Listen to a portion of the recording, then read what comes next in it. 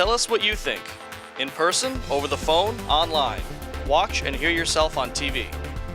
You tell us, we air it. This is the Local Live. Hello, I'm Mike Witch. Welcome to the third edition of Local Live, LMC-TV's hyper-local and homegrown news magazine show. Jackie Grosh is off tonight receiving an award, but with me are reporters Alina Suriel and LMC-TV's own Maura Carlin over at the news desk. The Local Live brings you local news focused on Larchmont, Mamaroneck, Rhinebeck, and our surrounding communities. LMC-TV is your TV station, and the Local Live is your news show. If you've got news or you want to volunteer, visit LMC-TV's website, www.lmctv.org, and come get involved.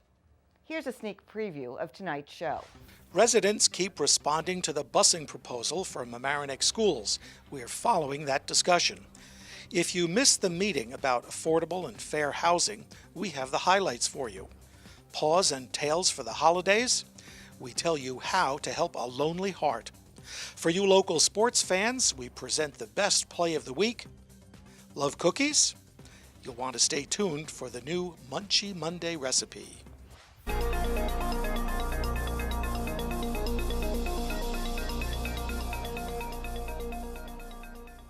At the December 17th meeting of the Mamaroneck School Board, recommended cuts to the transportation budget were discussed.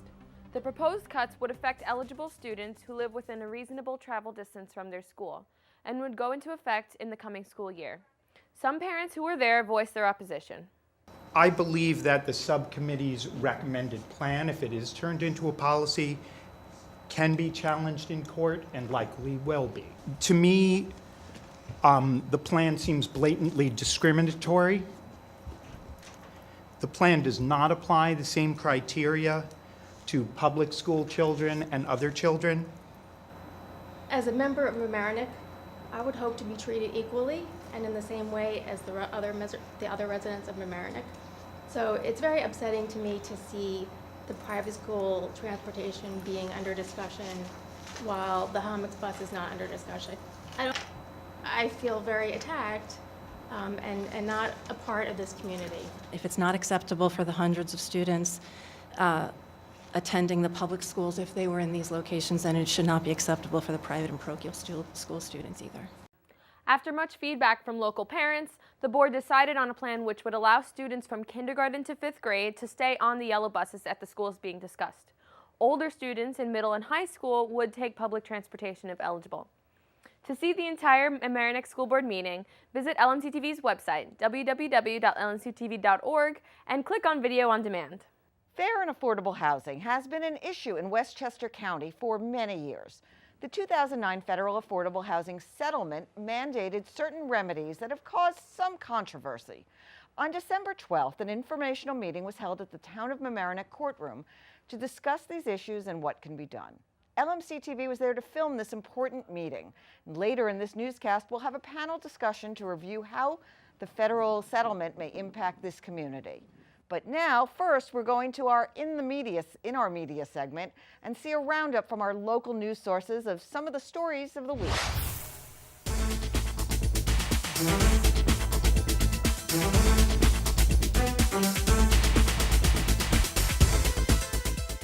According to this week's Voice, Mamaroneck is one of the safest cities in the state. Described a welcoming community for newcomers, police in the friendly village recorded no murders or arsons in 2011. Harbor Island Park is cited as the pride of the community. In the list of 50 safest cities, Mamaroneck came in 12th, Rye 18th, New Rochelle 38th, and Yonkers 46th. Larchmont dentist David Zerlin is credited with saving this man's life, not in the dental chair, but on a field in Greenburgh, where Vito DeBellis, pictured here, was having a heart attack. It happened back in July in Rumbrook Park. According to the story in this week's Loop, Dr. Zerlin was on his way to his weekly softball game when he caught sight of several men surrounding someone on the ground. DeBellis was rushed to Westchester Medical Center, where Zerlin just happens to be an attending physician on staff. DeBellis had a quadruple bypass the next day, said the good doctor. This week, Zerlin and members of the EMS, police, and fire department that all played a role in saving Vito's life were honored by the town of Greenburgh to a standing room only crowd. As a result of this event, the town of Greenburgh installed an automatic external defibrillator at the park. Do your grocery shopping and help your favorite Mamaroneck school by enrolling in Stop & Shop's A-Plus Bonus Bucks program. Here's a check being presented to Murray Avenue School from the A-Plus program from a few years ago. It appeared in the patch this week. The Stop & Shop program helps schools pay for programs and improvements. Over the past 3 years, $55,000 has gone to the Mamaroneck schools. Money received last year was used to create a new health education center on the 3rd floor of the north wing of Hommox Middle School. At Mamaroneck High School, the money paid for a new wellness center and also went towards scholarships for students who needed materials and supplies. Anyone who has a Stop & Shop card can participate, and you must re-register each year. Then every time you use the card between now and March 20th next year, Larchmont and Mamaroneck Public Schools will earn money. To participate, register your Stop & Shop card on the A-Plus site. Go to stopandshop, that's spelled out A-N-D, .com/A+, that's spelled A-P-L-U-S, and click on the button that says Register Your Card. I also read in the patch how different school districts handle snow days. State law requires 180 school days, so most districts schedule a few extras in case of bad weather. In Mamaroneck, for example, the district pads the calendar by 4 days, which then come off the calendar if they're not needed. School officials told Patch that it's rare that more than 4 days are needed, but in a particularly bad winter, there are days in the calendar that go from off days to school days, such as the Friday before Memorial Day. However, not all districts do this, and the Patch reporter described different methods from several districts in New York and Connecticut.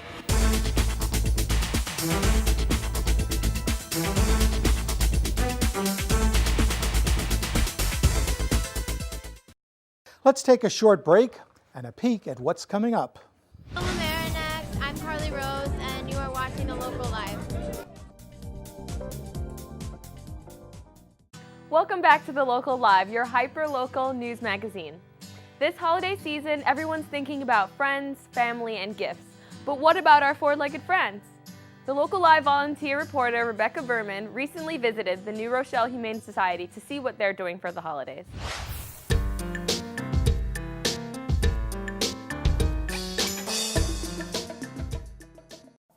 This is Dana Rocco, director of the New Rochelle Humane Society. This is a not-for-profit organization whose mission is to rescue pets from 19 communities in southern Westchester.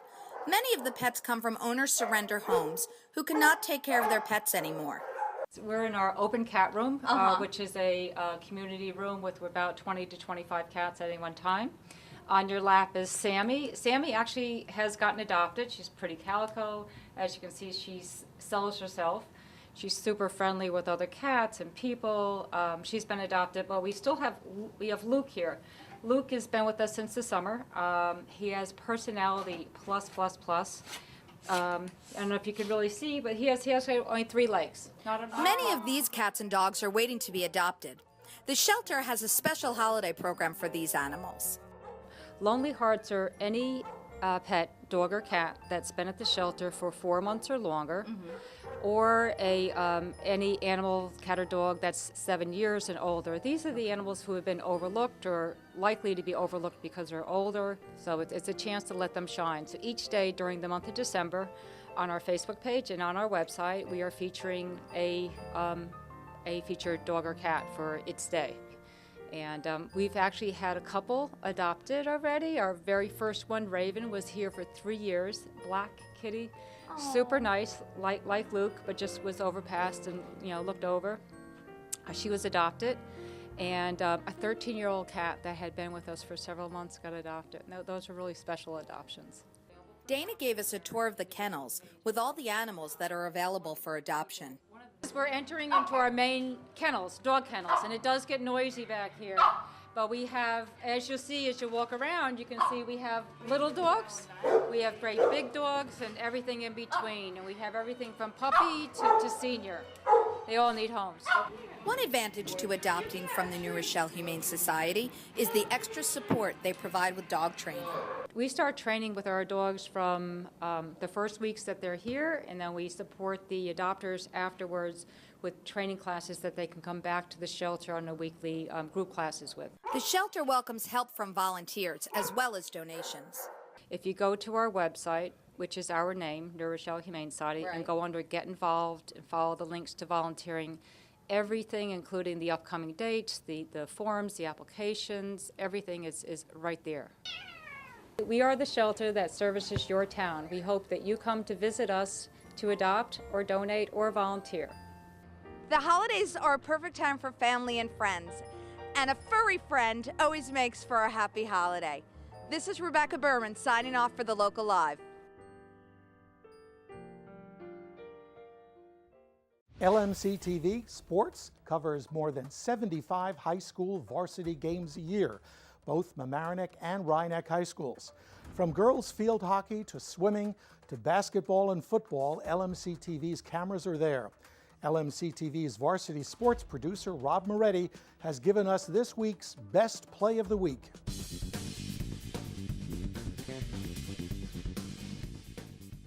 Has a little cross up. Trapped into the corner, passes it around to Eliza, who puts it up, and another basket for Eliza Cantor. She's on fire this quarter. Someone get a fire hose. She's on fire. Well, Mac Benson, you can do that. You are a fireman, aren't you? That is true, my friend.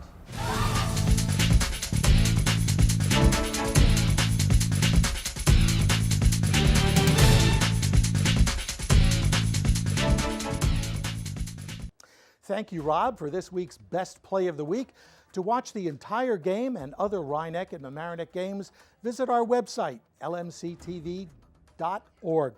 Coming up, our roundtable discussion on affordable housing. Stay tuned. Hi, Norm Roseboom here, speaking for Local Live, one of the greater programs on LMC-TV. I really want you to watch it.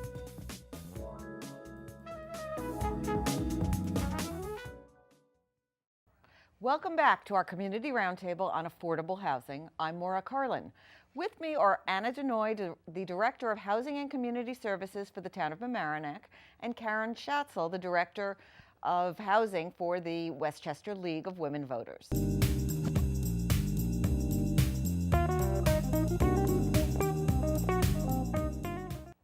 The Fair and Affordable Housing Settlement Agreement between Westchester County and the federal government continues to be a hot topic.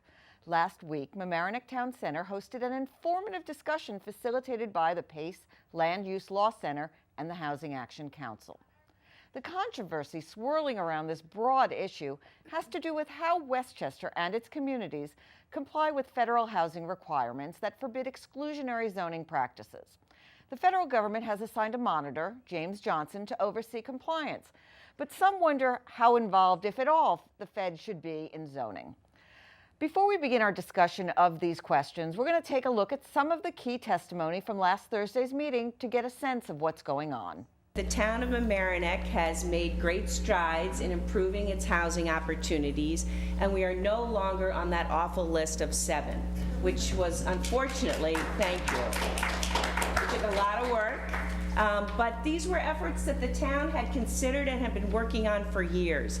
And one thing we did was to adopt zoning that allows for residential, multifamily residential housing in our service and business districts. So that's the areas in the town of Mamaroneck that are commercially zoned will now be open to multifamily housing as well.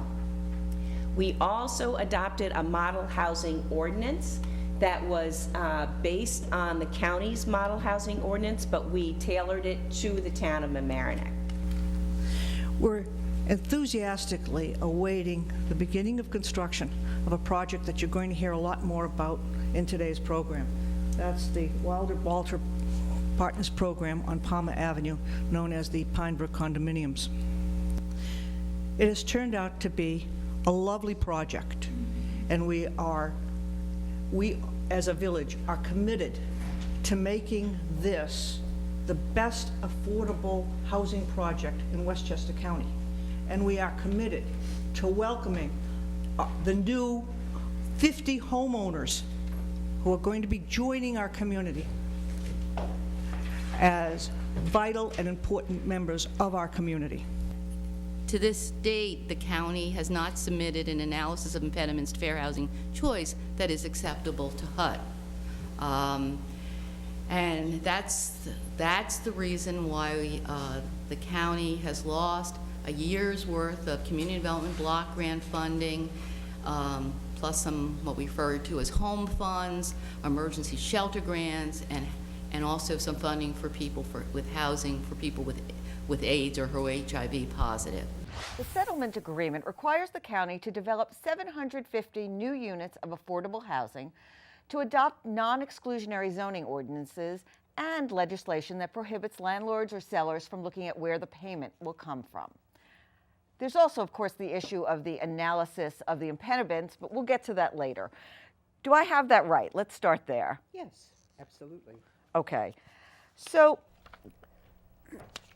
given where are we in terms of the settlement? I mean, it sounded like we've made that the county has made a lot of progress and that we're ahead of schedule on some things. Is that that's correct? That is absolutely correct.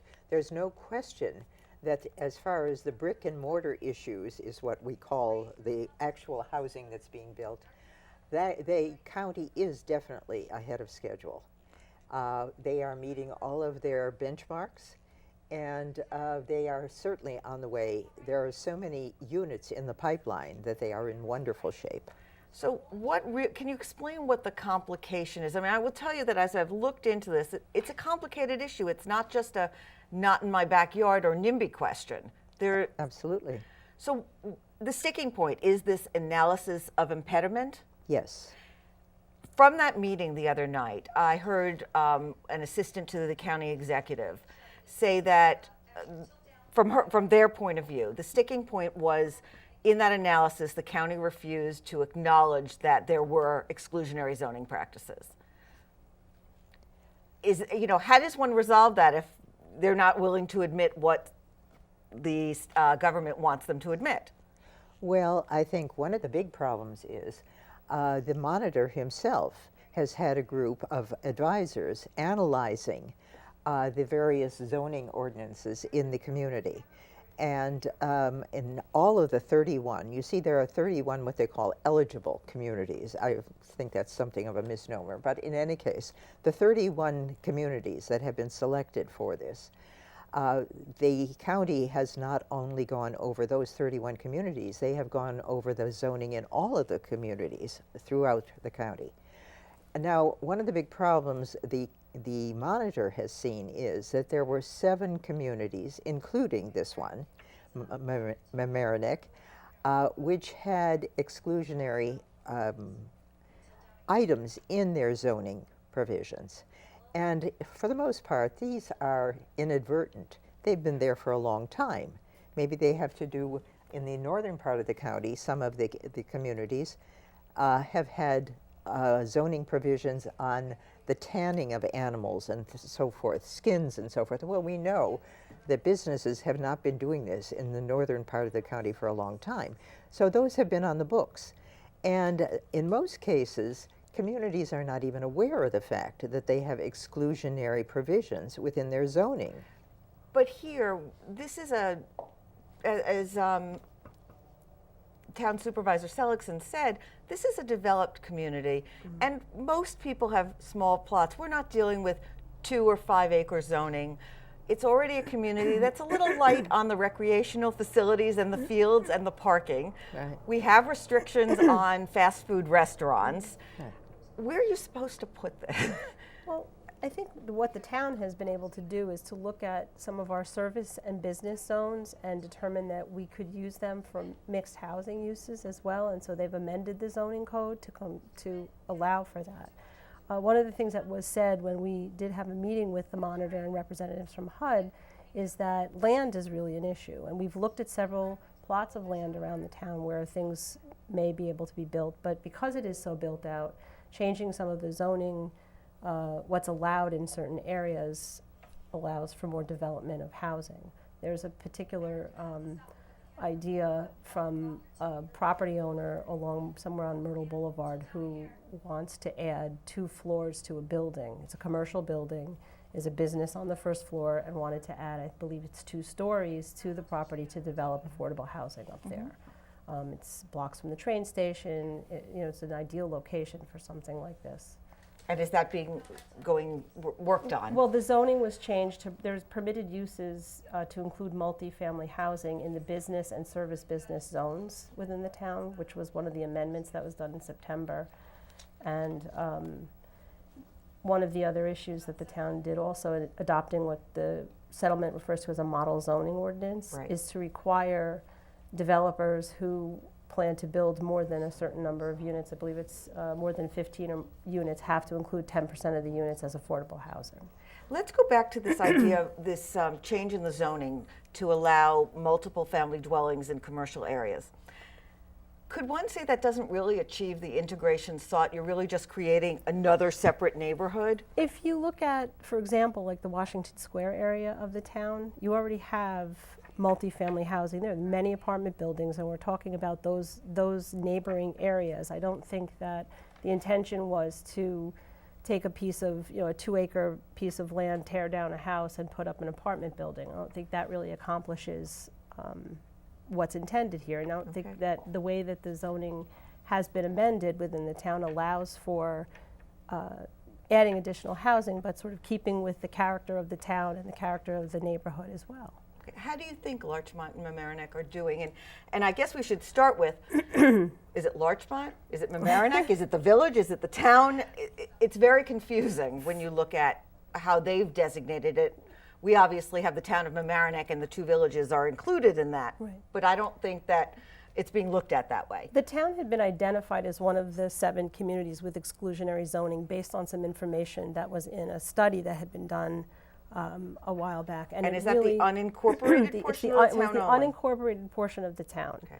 The 3 municipalities, for the purpose of the settlement, are looked at individually, but when we met with the monitor, with Mr. Johnson and some representatives from HUD a few weeks ago, one of the things that I do in my job every day is explain to people that we really are one community. We took over the community services, senior programs, and housing from the village of Mamaroneck, and so we cover Larchmont, Mamaroneck Town, and Mamaroneck Village when we're talking about issues of housing and community. We share recreation programs. It really is one tri-municipal community, and that's really the way we like to look at it. So in terms of the issues of exclusionary zoning, one of the things that was raised really is that no developer has ever come in and asked to build something that was turned down. The building that's going up on Madison, over in Madison now, the Cambium, has been in the works. That's Byron Place, right? On Byron Place. I came here to work for the town in 2003. This had just been approved. It's been delayed for a number of reasons, but within that property, the town had a requirement that I believe it was 9 units at the time initially, and I think it's still the same number today, had to be affordable housing. And the issue we're looking at now. In those 10 years, we had a real estate crash. We had a financial crash. Exactly. There were a lot of issues that prevented it, but the building is going up now, and those units are still in the pipeline for that. And are those rental or sale? I don't think that's been decided yet. Okay. Because there is also a project going up that's just been approved in Larchmont off of Palmer Avenue. It was Palmer Condos or Pinebrook I don't remember the exact name. And it's 1 and 2 bedrooms. Is that considered family size? There's a lot of demand for 1 and 2 bedroom units. What we see a lot of in our office are people who are maybe coming back to the community, or people who've lived here, grew up in a house, and now want to come back and live in the community and can't afford to buy a house. So there's some demand for that. But there is also a demand for some 3-family units, and there are not that many within our community that are available. And I guess we should just mention that those Pinebrook development are condos, and that's a purchase. And I guess one wonders how one can purchase without an income or with limited income. Although here, as I understand it, it's like the average median income for the county, a percentage of it, and this county's AMI, is that right? Is about AMI, exactly. Is about $104,000. Correct, for a family of four. For a family of four. Exactly. So you're talking no more than, let's say, $80,000 to buy a condo. How does one do that? How does it work? Well, there's a stringent application process, and the screening is done to screen out those who definitely could not afford the housing, regardless, especially on the purchases, because with condo units, obviously, there has to be a down payment and so forth and so on. So that the screening process is supposed, with the applications, is supposed to screen out those who definitely could not afford it. And are there places to go to help with the down payment? Absolutely. There are a number of agencies.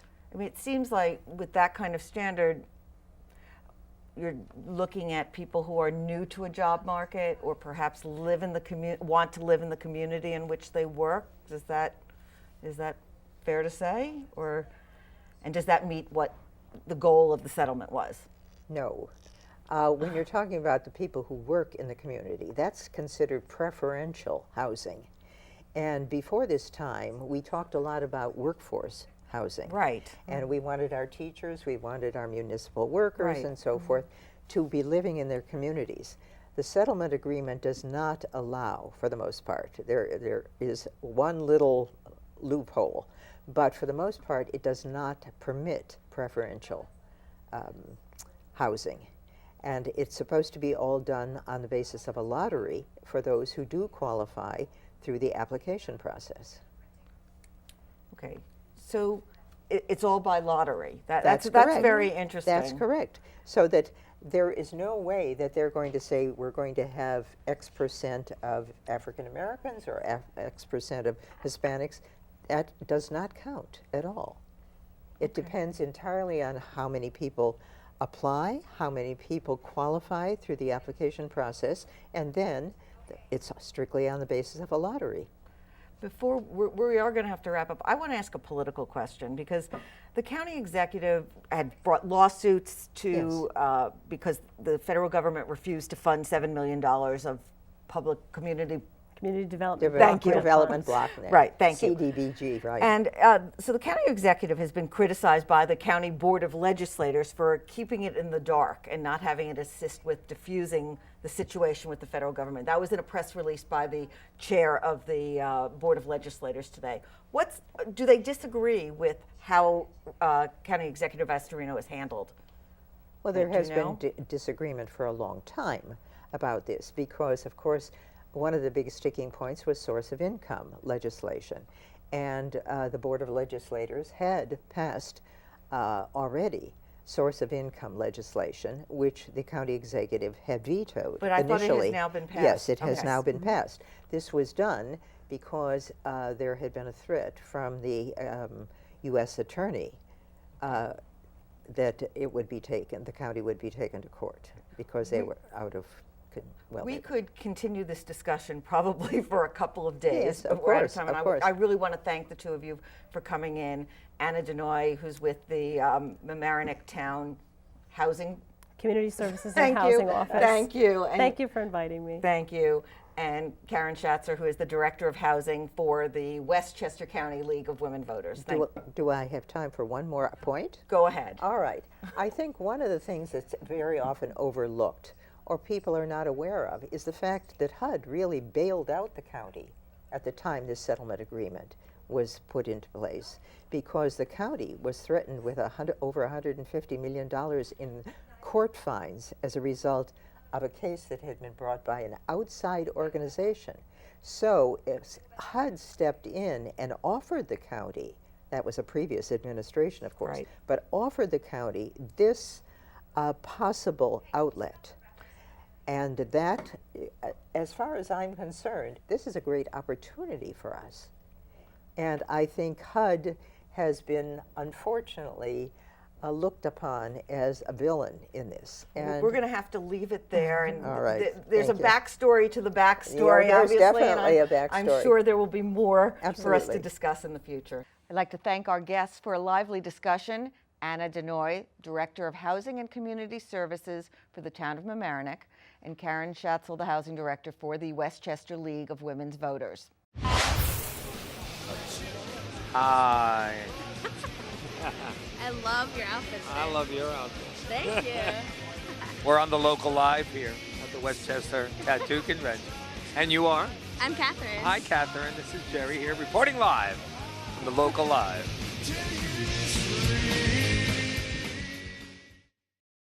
If you'd like to see the entire Thursday night discussion, visit LMC-TV.org. It's on our homepage, and it's available on video on demand. We're lucky to have Chef Cassandra Moretti to show us how we can do little kitchen magic.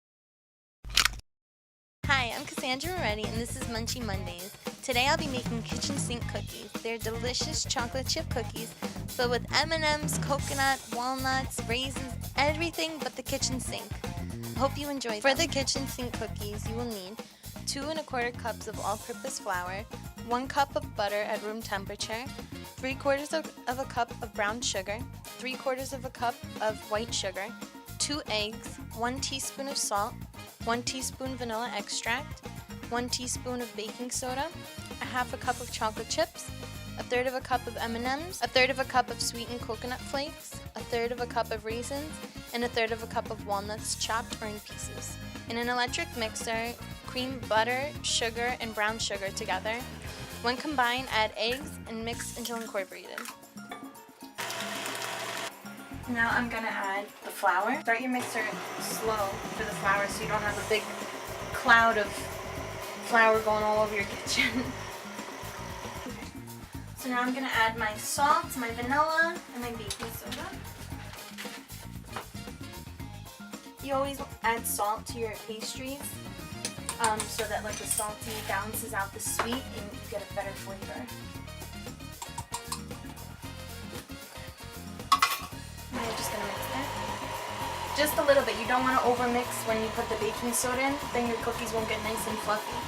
Alright, so now the best part, all the chocolate and the nuts and coconut. So I'm gonna add chocolate chips, lemon, more walnuts if you want. So now we have everything in the bowl, and we're just gonna mix it all together. Everything's nice and incorporated, and it's time to start scooping our cookies. I'm just gonna spray the cookie sheets with non-stick cooking spray, just to ensure that the cookies won't stick. Now I'm taking 2-inch cookie ice cream scoop. Just gonna scoop them and drop them right on the cookie sheet.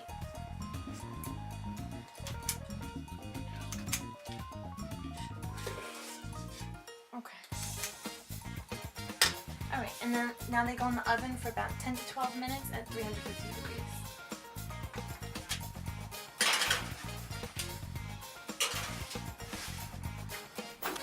So now the cookies are ready to eat. I hope you guys enjoy them. I'm Cassandra Moretti, and see you next time for Munchie Mondays.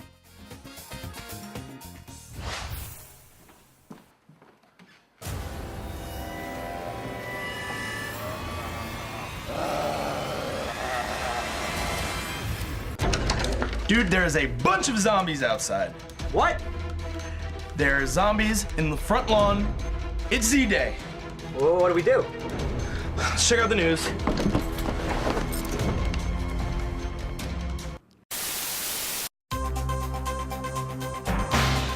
I'm here on Halstead Avenue, where the Mamaroneck Police Force has already begun to crack down on the zombie menace.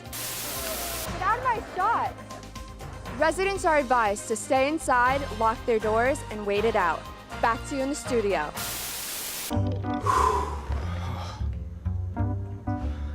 Looks like we're gonna be okay.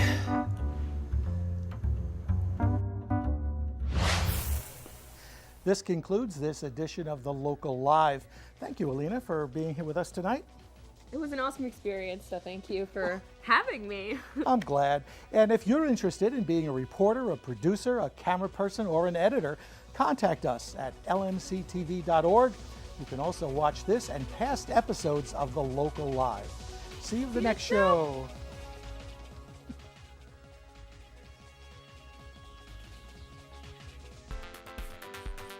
Tell us what you think. In person, over the phone, online. Watch and hear yourself on TV. You tell us, we air it. This is The Local Live.